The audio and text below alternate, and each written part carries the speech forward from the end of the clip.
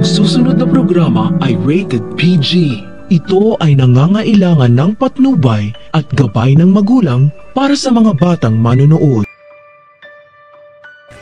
Ang buong akala ni Moira kay Zoe mapupunta ang lahat ng kayamanan ni Lolo Pepe dahil siya lang ang legal na anak ni Doc RJ at legal na apo ng pamilya Tanyag.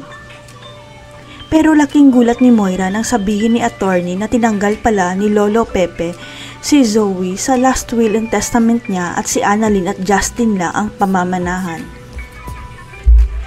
Pero may pag-asa pa si Moira at Zoe dahil hindi pa final ang revised last will and testament ni Lolo Pepe hanggat hindi niya ito napepermahan kaya may mamanahin pa rin si Zoe. Ang ipinagtataka lang ni Giselle kung bakit tinanggal sa last will si Zoe in a last minute ng papa nila sa araw pa mismo na nawala siya kaya hindi matahimik ang isipan ni Giselle.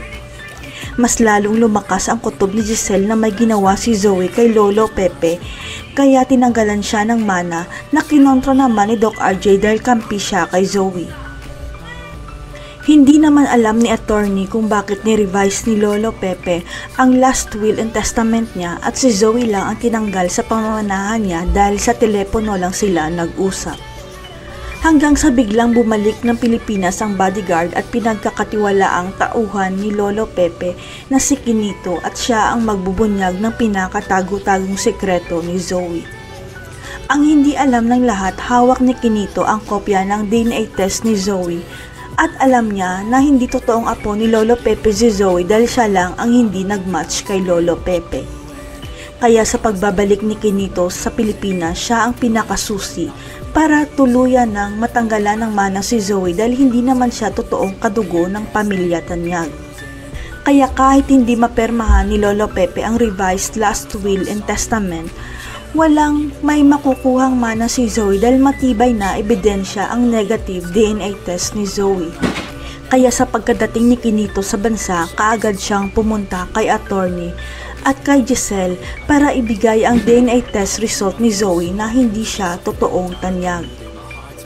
Kaya malalantad na sa lahat na hindi pala totoong Tanyag si Zoe dahil sa DNA test result kaya si Justin at Annalyn lang ang may karapatan sa Apex Hospital.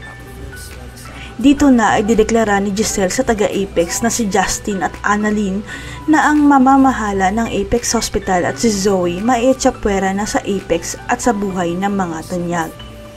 At ang susunod na malalantad na may kinalaman si Zoe at Moira sa pagkidnap kay Lolo Pepe at madidiskubre na rin ni Lynette na si Doc Carlos ang totoong ama ni Zoe.